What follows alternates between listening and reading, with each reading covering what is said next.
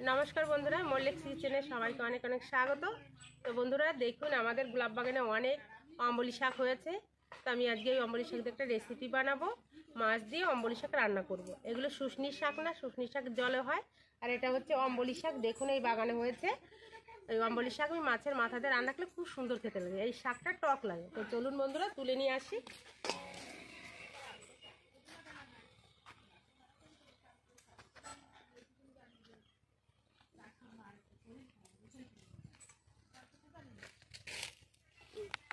কত সুন্দর হয়েছে। আমি এইভাবে ছিঁড়ে নিয়ে তারপরে বেছে কুটে নেব। এই শাকগুলো টক লাগে, দারুণ লাগে খেতে।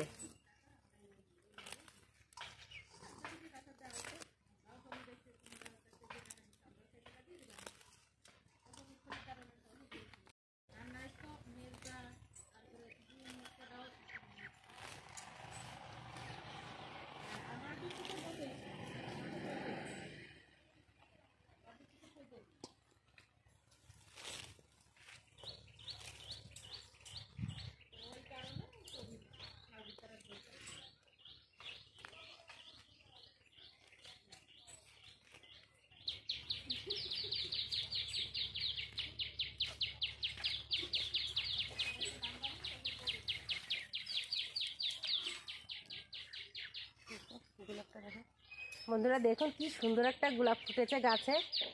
খুবই সুন্দর গোলাপটা, খুব সুন্দর কালার। দেখুন বন্ধুরা শাকগুলো আমি তুলে নিয়ে এসেছি, এখন বেছে নেব। তো এইভাবে বেছে নিতে হবে, এই পাতাগুলো নিয়ে নিতে হবে।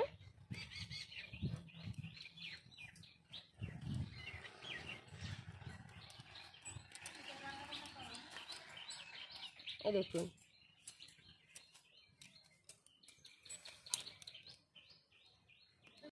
বন্ধুরা দেখুন খুঁটে বেছে পরিষ্কার করে ভালো করে ধুয়ে নিয়ে এসেছি।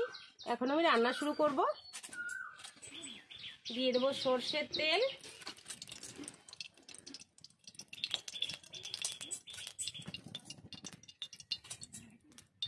ফোড়নে সরষে,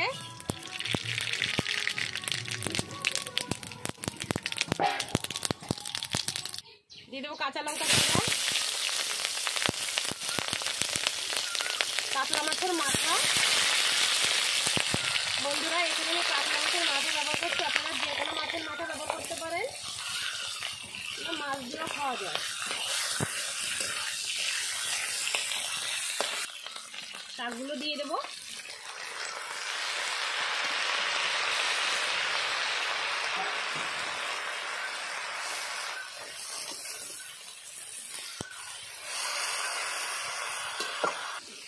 লবণ,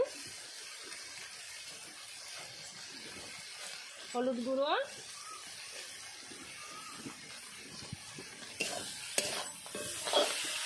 বন্ধুরা এই শাকটা খুবই টক, খেতে খুবই সুন্দর লাগে। এই শাকটা খেলে পরে মুখে রুচি আসে।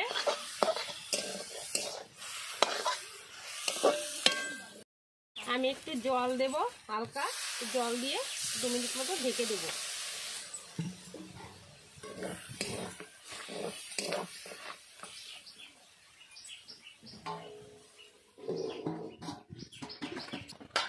ঢাকনাটা তুলে নেব।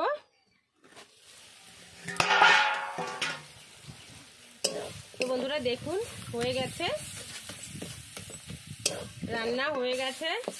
তো আমি আবারও বলছি এটাকে বলে আমবলি শাক, টক লাগে এই শাকটা। এটা শুশনি শাক নয়, শুশনি শাকগুলো মাঠে হয়, ওগুলো টক লাগে না। আর এই শাকগুলো খুবই টক, ওগুলো মাছ দিয়ে রান্না করলে খুব ভালো লাগে খেতে। যাদের মুখে রুচি থাকে না, এই শাকটা একবার দুবার রান্না করে খেলে মুখে রুচি আসে।